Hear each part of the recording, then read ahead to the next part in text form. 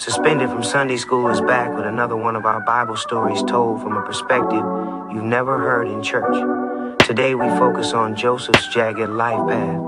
Buckle up, we're about to get into it. Even if you've never played the children's board game Chutes and Ladders, it's certain that you've experienced the game's central conceit in real life.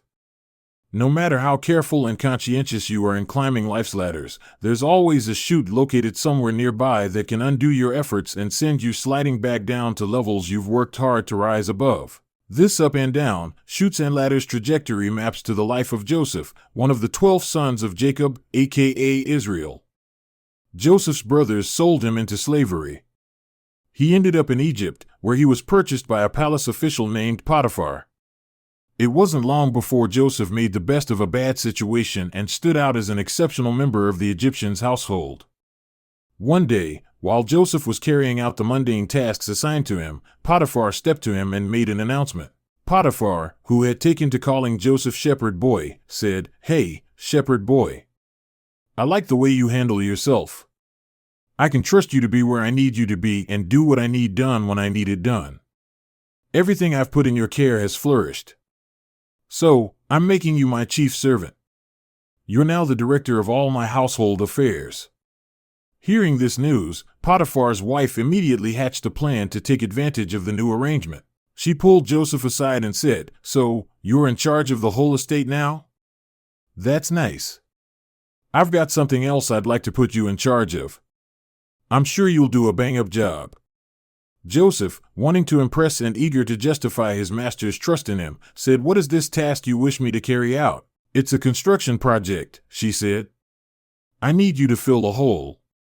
Joseph, still not picking up what she was putting down, said, "I don't have much experience in that area, but I'll give it a try." "Where's the hole?" Potiphar's wife was frustrated that her over-the-top, suggestive body language had gone over the top of the young man's head. She said, "Oh, don't play dumb. The hole is right here in my bed. And I'm sure you've got just the right tool to take care of the job." Joseph finally caught her drift. He didn't mince words in his response. He told her, "That task is not part of my job description.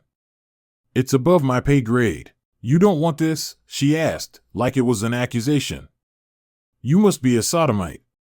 Joseph kept it factual. "I am a Hebrew, inheritor of the promised Yahweh, the God of heaven and earth, made to my father, and his father before him." Potiphar's wife was not amused by Joseph's upstanding morals. In fact, she was angry and ready to lash out. "All you stand to inherit is pain if you don't do what I say," she hissed. "You are my slave, and you will do whatever I tell you to do. So, if I want you to serve as subcontractor on my hole-filling project, all there is for you to do is put on your hard hat and work boots." Joseph held his ground. He stood 10 toes down and said, "I won't cross that line. My master has withheld nothing from me except you, because you are his wife. How then could I do such a wicked thing and sin against God? Such insolence for a slave boy," she growled. "Do you think filling my hole is somehow beneath you?" Joseph gave his final answer. "I won't do it. If you have a complaint, tell my master." He then ran off to escape her advances. Potiphar's wife, a privileged woman accustomed to getting whatever she wanted through coercion or manipulation, was bitterly disappointed. She devised a new plan. Seething with rage, she thought, "You keep slipping away from me, shepherd boy." Rejection, by a slave no less, is a bitter pill to swallow. "But you left your cloak here the last time you ran out of my bedchamber.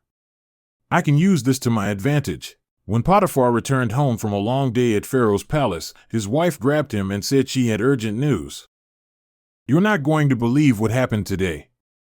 That Hebrew slave you bought came in here trying to sleep with me, but I screamed.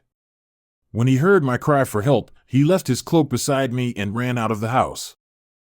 Joseph, facing direct interrogation by an angry Potiphar, tried to set the record straight. "That's not how it happened at all. She was trying to get at me. But I repeatedly shot her down because I knew her cakes were off limits to everyone but you. Today, she grabbed me and tried to pull me into her bed. I broke free, but she pulled off my cloak as I ran away." "You must think I'm stupid, shepherd boy," Potiphar said. You can figure out just how stupid you think I am while you rot in prison. Oh shoot. CHUTE, that is. How quickly we slide from exalted to execrable. That's all for today, folks. We'll be back soon with another suspended from Sunday school presentation. And hey, don't forget to like and subscribe. We out.